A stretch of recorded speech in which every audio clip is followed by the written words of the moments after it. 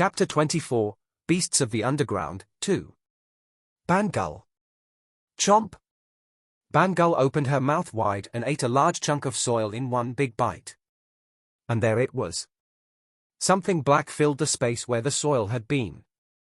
Up until right now, Bangull had been chomping on nothing but dirt. Occasionally, grey rocks appeared stuck in the soil. But this was different. It's bituminous coal. Hey, Bangull! Stop! Lloyd quickly ordered his summoned partner. At last, the seam of coal appeared before them. This meant everything in the walls of the mine was precious coal. It was too valuable for Bangull to eat. The important part of our job starts now. Everyone stay focused. He calmed down the workers, who were about to let out a cheer of excitement. Disasters and accidents would take place the second they let their guard down. That moment would have been now if everyone let loose just before reaching their goal. Reassuring himself that now was the time to focus, Lloyd quickly told everyone, "We're not done yet. We just made it to the threshold of the coal deposit. We can cheer later. The celebration can happen once we make this score. Okay? So, good job everyone. Time to change shifts and tell the guys to bring the support pillars." They needed to start careful excavation work now.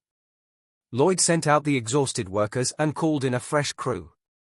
While he was waiting for them to come down, he held a blue sunflower seed out to Bangull. "Hey, Bangull?" "Bangull. Yes, you did a very good job. I mean it when I say that. We couldn't have dug down this far so quickly without you." "Bangull. Bangull. Ha ha, okay. I'll feed you something good once we go back up. But right now, will you be happy with this?" "Bangull." He put the blue sunflower seed in her mouth. Bangull happily swallowed it. Gulp. 3 seconds later, Bangull became small again. "Bangull. All right. Good job. Thank you." He took her in his arms. The new workers finally arrived carrying support pillars over their shoulders. "As you can all see, we finally found the coal. This is the most important part. We're going to expand this end of the mine along the seam of coal. It's a dangerous job, so you have to follow my instructions carefully. Am I clear?" Everyone nodded. Lloyd activated his intermediate surveying skill. Measure. Crackle. A faint light flashed before his eyes. Then, information about the mine and the coal appeared as he looked around. Thankfully, the ground near the coal is firm. We can do without the shield, and the place won't collapse. The coal seam is stretched too, okay, this way. Lloyd turned around and faced the workers. "Okay, so we'll dismantle the shield. As slowly and carefully as possible." The shield was no longer needed, but they couldn't push it up to the ground. So, the only available option was to dismantle it back to its component parts. "Okay, grab that part. 2, 3, pull." Clunk. Lloyd ordered, and the workers moved. One by one, they disassembled the shield. By the time they were almost done with it, Lloyd shouted, "Bring the support pillars." 3 workers who were waiting for his command jumped to their feet right away. They carried the support pillars and the upper and lower planks over their shoulders and headed into the blind end of the mine. The planks and pillars were set up where the shield had been installed seconds ago. The makeshift device was meant to prevent the blind end from collapsing. "Let's get started with the reinforcement work. Don't forget what we practiced." "Yes, sir." Everyone worked together like parts of a machine. They shuffled along the walls. The end of the tunnel was widened. Temporary supporting planks and pillars were installed. They worked to secure more mining space. Meanwhile, Lloyd continued surveying. He kept an eye on the walls and ceiling at all times for signs of crumbling. They would have to evacuate everyone if they should collapse. Fortunately, the work proceeded without a hitch or any hints of a cave-in. It's done. The most difficult part was over. It was time to call it a day. And if they continued the reinforcement work tomorrow? At this pace, they would be able to mine the coal starting next month. Phew. At last, he relaxed with relief. The worn-out and sweaty faces of the workers brightened. The mine was dug out at last. All right, you guys did a good job. Let's go up. Tonight, we're going to party.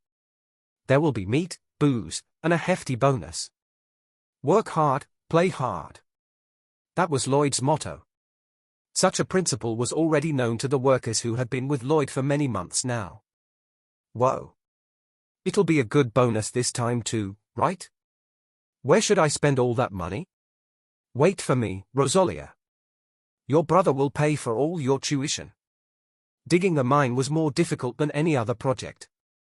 The heated flooring system and road paving were nothing compared to this.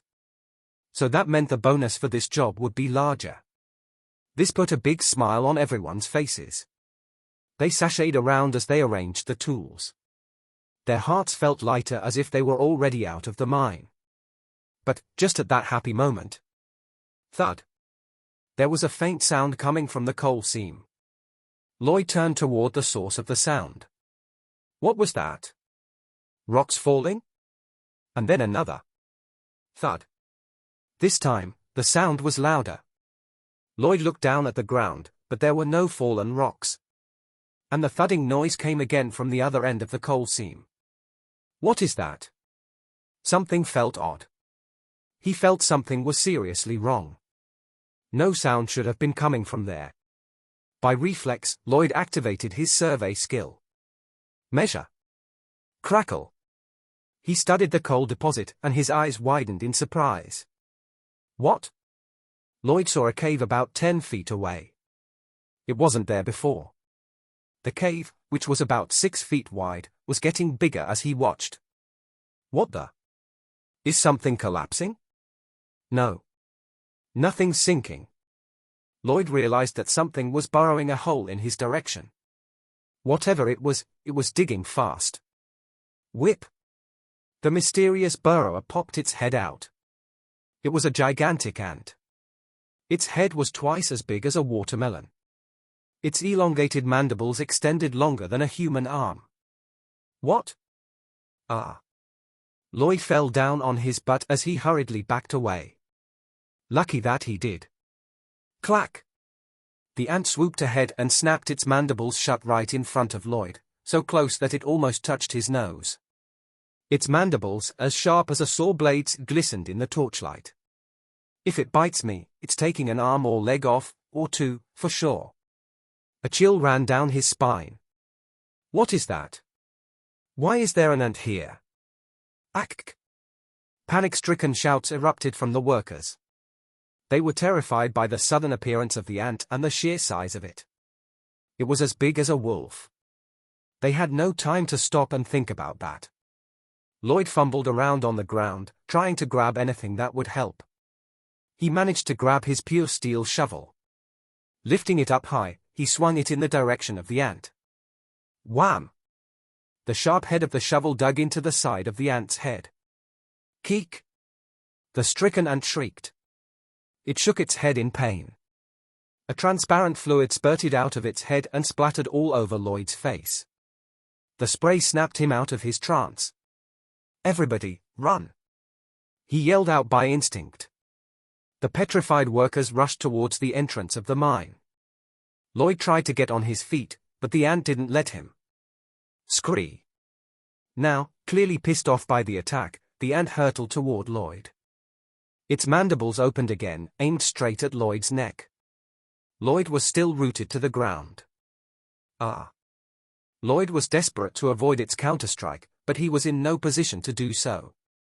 He could feel the danger drawing closer, the mandibles inching forward to chop his head off. Damn! Just then. Slash! He saw a flash of silver light above his head. Swish! Swoosh! The fierce mandibles got sliced off. Wham! Another silver flash dove deep into its forehead. The sword penetrated the ant's head, the blade driven into the ground like a nail. As the sword twisted, the crunching sound of the ant's head shattering to pieces followed. Scree! After some wriggling, the ant hung limp. Lloyd saw the sword being pulled out of the monstrous ant, and someone offered a hand in his direction. "Are you okay, young master?" The firm calloused palm. The calm and composed expression. It was Javier. He was holding out his hand. Lloyd quickly grabbed it and sprang his feet. "What in the world is that?" "I don't know, but I speculate that they are the beast ants that inhabit wilderness across the mountain range." "Beast ants? What are they doing here?" Lloyd was seriously baffled. Supposedly, these giant ants lived in the eastern wilderness across the mountain range. So it made no sense for them to show up underground. The whole thing didn't make any sense. The ant cave must have expanded underground near this area without our knowledge. If that's not the case, well? Just then, another giant ant climbed out of the coal hole. As soon as it laid its compound eyes on the two, it charged toward them, swinging its thick antennae like baseball bats. They must have heard us tunneling and snuck up in their own holes to attack us. Whack! Javier's sword swung in a flash of silver once again. The ant's head was split in half vertically. However, there was another one right behind it. Lloyd suddenly realized that the ants would continue to come out of the hole one after another in an endless stream. Or, shit. Javier's second assumption sounded plausible. When I first discovered the seam of coal a while ago, I didn't see any caves behind it. He was certain. He had used the surveying skill to keep a close eye on their surroundings. There wasn't any sign of ant caves. It was only later that he discovered the ant cave and the giant ants. What should I do? This took him by surprise. It stung that he didn't prepare for this. There wasn't any record of ant caves in the former Baron's records. I should have been more careful and prepared for it. He did know that preparing for undocumented circumstances hardly sounded plausible. It was an impossible job, but regardless of that, this happened. So, he needed to find a solution. Do we need to stop them here? The confusion and fatigue. The stifling heat. He frantically racked his brain. There was only one thing he was certain of. If the ants get out of the mine, we're done for. The exit led to the fiefdom, and disaster was inevitable if the ants crawled out of the mine. The soldiers wouldn't be able to protect the place. The sheer number of ants made it impossible. Worst case scenario, the entire place gets wiped out. The situation would get completely out of hand. I can't let that happen. The mere thought of it caused him to sweat. But Javier seemed to have misread Lloyd. "Master Lloyd, pull yourself together." Pop. Javier softly punched Lloyd in the gut, winding him. Ack. Lloyd panted for air. Javier probably meant to give a light tap, but the surprise punch hurt a lot. "Hey, what was that for? You cannot let fear get to you in situations like these." "I'm not scared. I was just thinking about what I should do next." "Then, please give me a solution."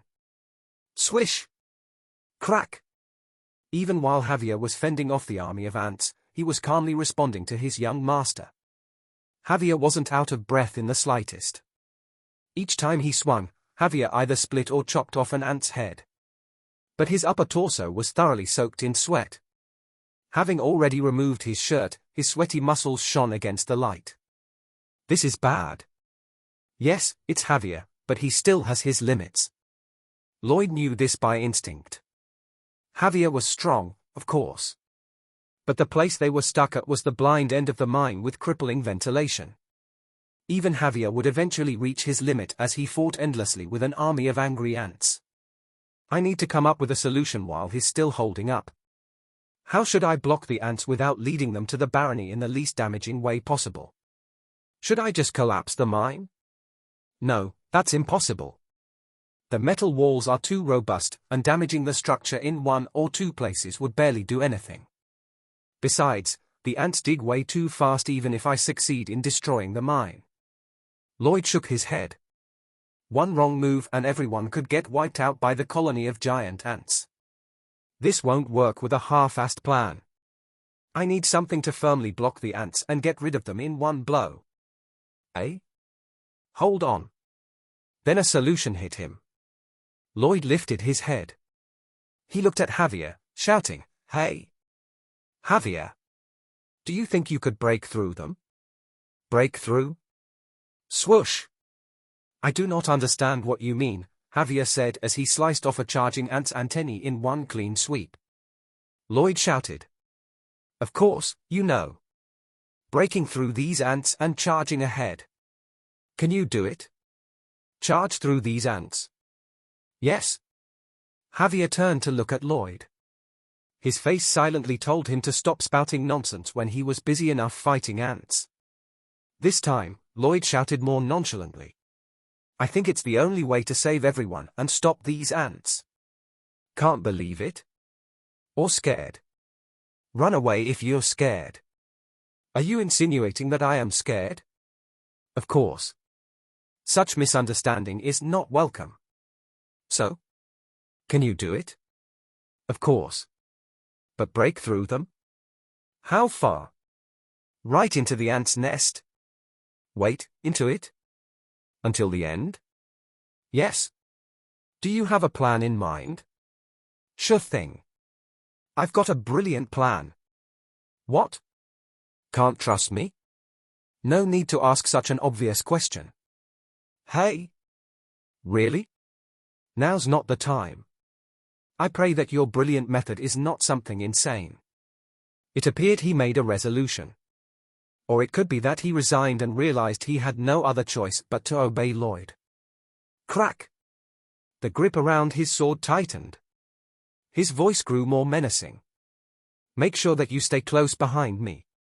Do not wander and get lost." Javier's blade flashed in such a lethal manner that it looked like his sword was brewing a storm. Swish!